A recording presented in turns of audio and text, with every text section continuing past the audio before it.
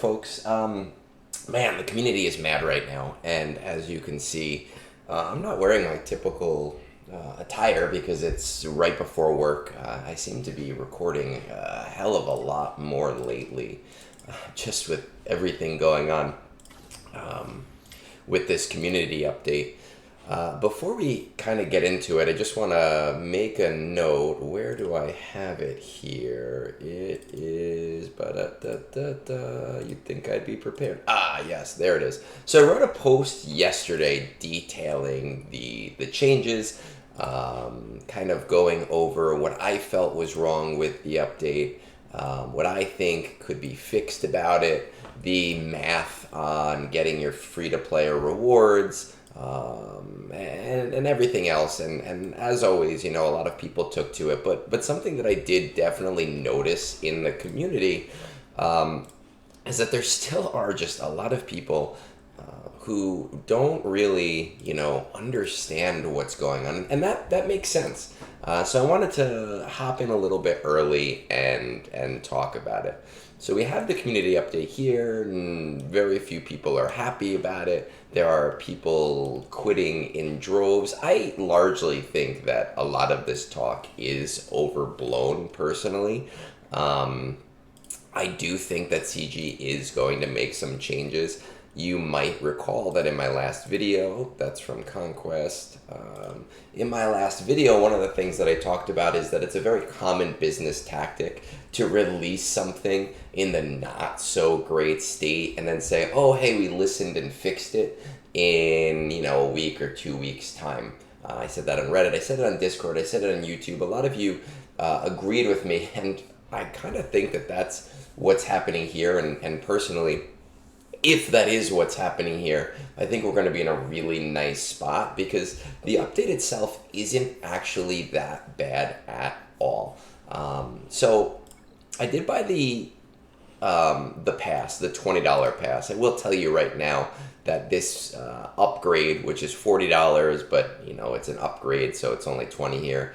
I largely do not think that this is worth it for any players. I do think that it is only worth it for the player who really, really likes this game, but just doesn't have the time to engage with it the way that maybe I do or a lot of you watching this video do.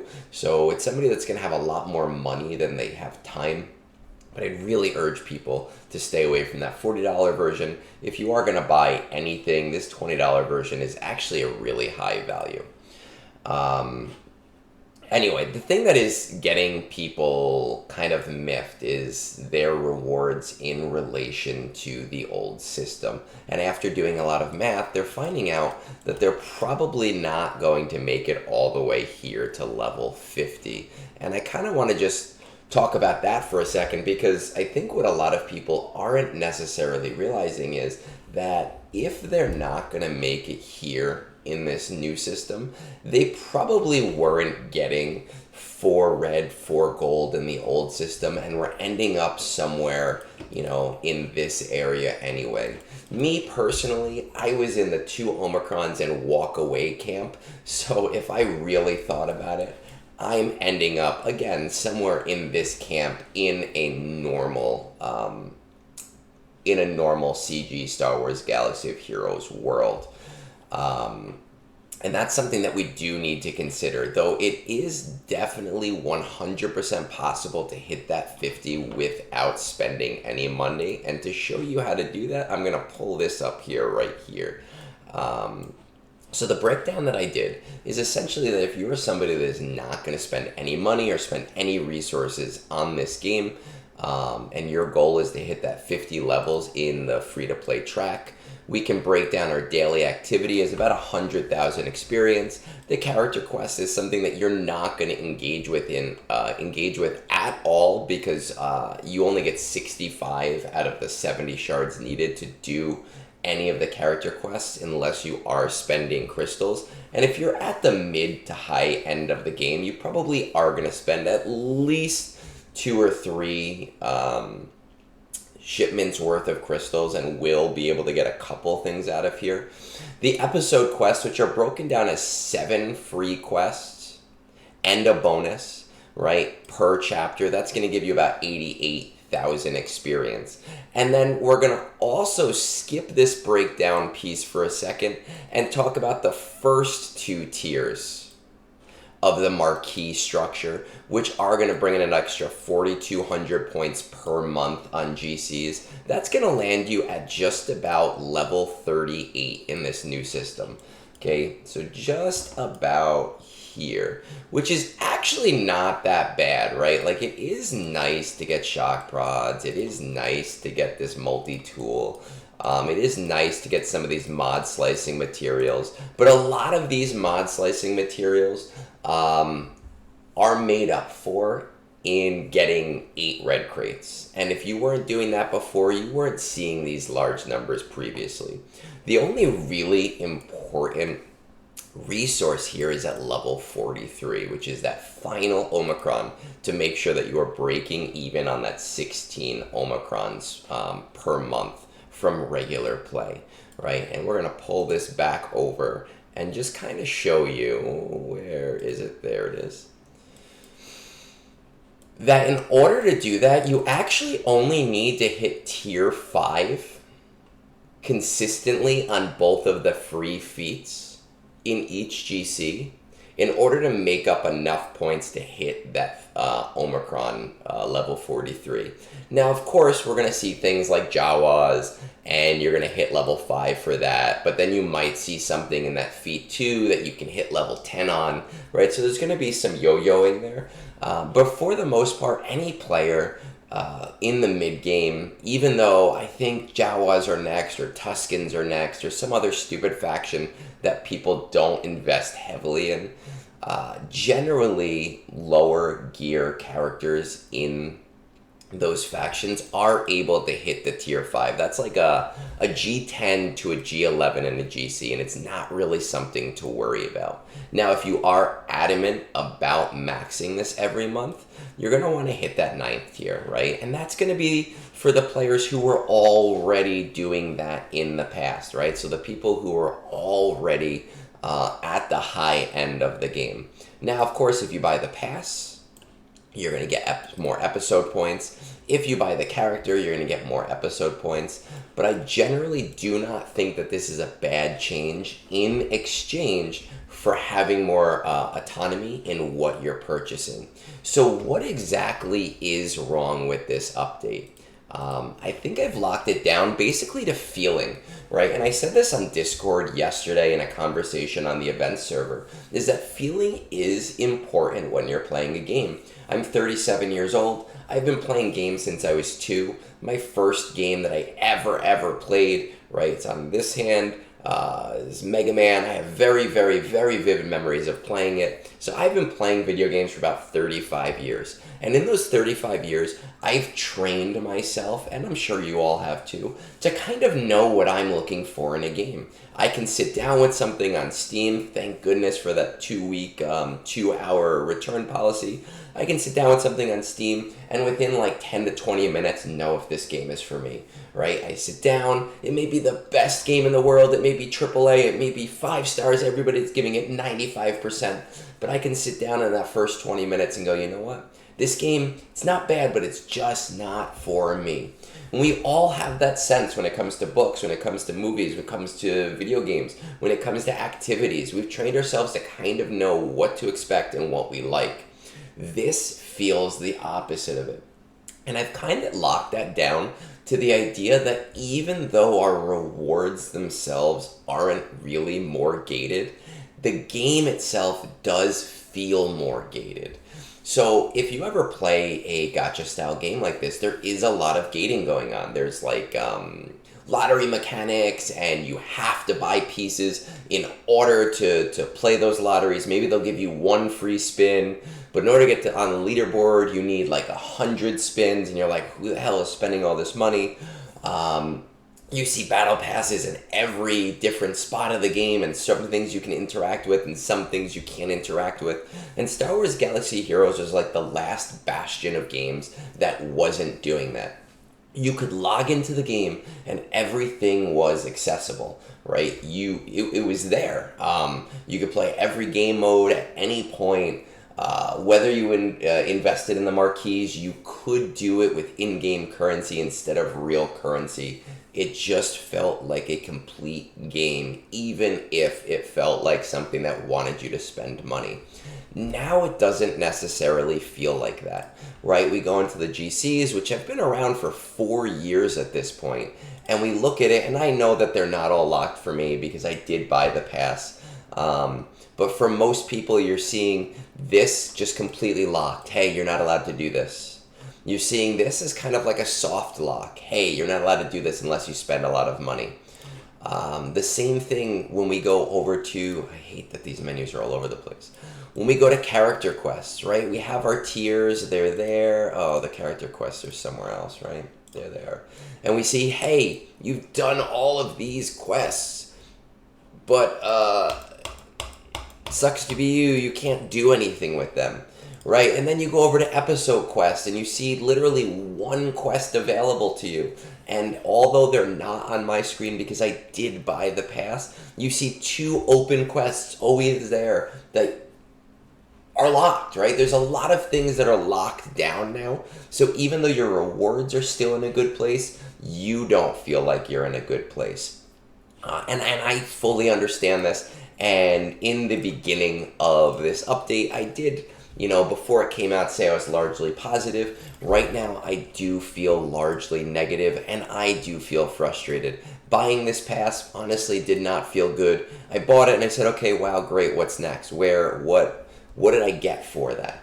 And a couple materials. Though I will say it is a high objective value. It's just a low psychological value. There are a few things, though, that I did talk about that I do think would help to change the perception on this pass, and I hope that CG takes it seriously. There are a lot of creators who are talking about how this update is crap. It's a dumpster fire. It's all for clicks. Blah blah blah. Whatever it is. Most of it is not solution oriented, and I always try to be solution oriented. So what I've isolated the problems as being here is essentially this. Number one, constantly being inundated with complete X feet all the time. At every opportunity, it's annoying as hell, especially early on. So right in the beginning, when there's just so many things coming at you. Although reward structures are basically similar to what players could expect to receive before, the game feels more gated, and that's what we were talking about before. The conquestification of episode quests is actually increasing the amount of time we're going to spend in the game by forcing us to do certain things manually. Yesterday, I was doing galactic battles, galactic war manually, just to get some of those things done. And I'm sure over the month, some of it would have been done on its own, but you don't want to take that chance. And then, of course, because galactic challenges feel more gated and there's only 2 feats available to people, people are spending more time on galactic challenges, not less time, right? Because they have to get certain feats now with other things locked away from them. It feels bad. So what can we do about that? Well, good news is that I actually have a couple suggestions there too, right? The first of being galactic challenges. Number 1, unlock all of the feats, but reduce the point values by half. Functionally, this will mean the system is exactly the same as it is now, and give the players that buy the pass a 2x multiplier on those points, all right? So a free and a not free reward. It is going to allow players to still progress by paying. It's not going to change anything for those players, but the feeling is going to change for players that can't afford that $20 or don't want to afford that $20. It's also going to give those players a little bit more leeway in being able to decide, do I want to do this or do I want to do that, or do I need to do both of them? I also think that the marquee tier needs to be win with X surviving, but no stars attached to it. It'll still be really freaking hard for most players to do, but it'll at least not feel like an insurmountable quest, right? That's number 1. Number 2 with episode quests, those chapter quests that unlock every day, instead they should unlock every week as a full chapter. Give us the entire week to complete a chapter so that we're not feeling like, all right, we have to unlock this day, do this really, really quickly, nothing else there, right? Give us 7 quests, let us see them, let us know about them. That way those 2 pay-to-play pass quests, they don't feel as gating. You don't look at them and go, oh, well, I'm missing out on so much. And then I also believe that the character quests, I'm going to pull up the game here for this one. I also believe that these character quests, the points for them should be redistributed.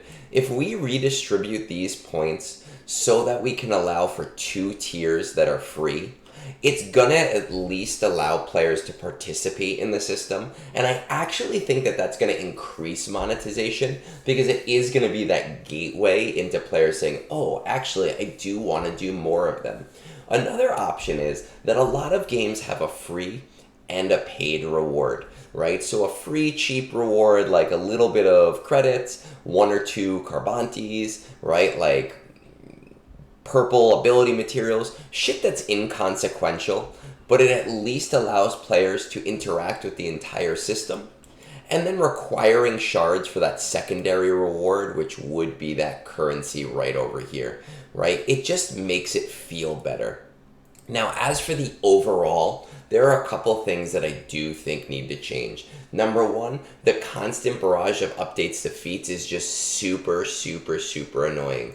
I actually do think that changing the episode quests to weekly will go a long way towards fixing this a little bit, just because it'll all happen in one day instead of literally every day. However, one option is for quests to have a toggle. You hit that toggle right here, especially for your dailies, which I believe I've already done today. Yes, I have.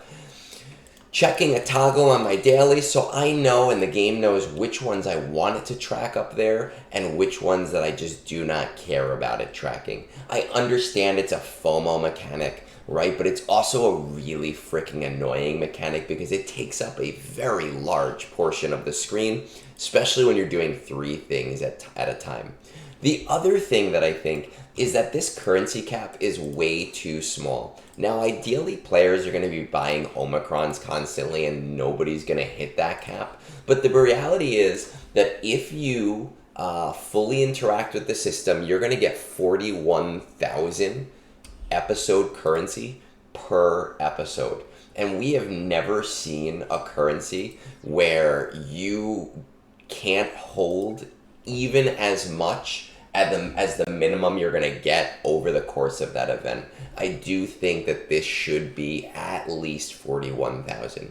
I think if we make just those changes, that this update on its own without even increasing rewards is going to feel so much better for players. It's going to feel so much better for those who are free. It's going to be feeling so much better for players who are paying to play this game. And my perception at the very least will change pretty considerably. Now, I'm not going to say no to them increasing things. I'll be like, hey, this is great. But again, I will remind you what I said in the beginning. I fully expected this to be a dumpster fire from the onset. And I do expect that within 2 weeks, a lot of things are going to change to help the players out a little bit more with their perception of the update. The last thing that I want to leave you with is that I know Reddit is a dumpster fire right now. Discord is a dumpster fire right now.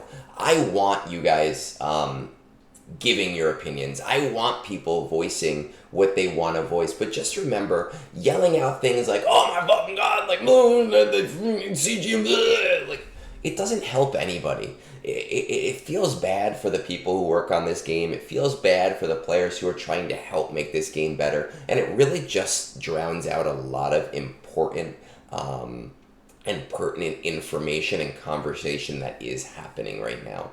Please add to the conversation. I would love to hear from everybody, but do it in a respectful way. With that said, guys, I'm hoping that this stuff changes. I'm hoping that I can turn around on this. Have a great day and peace out.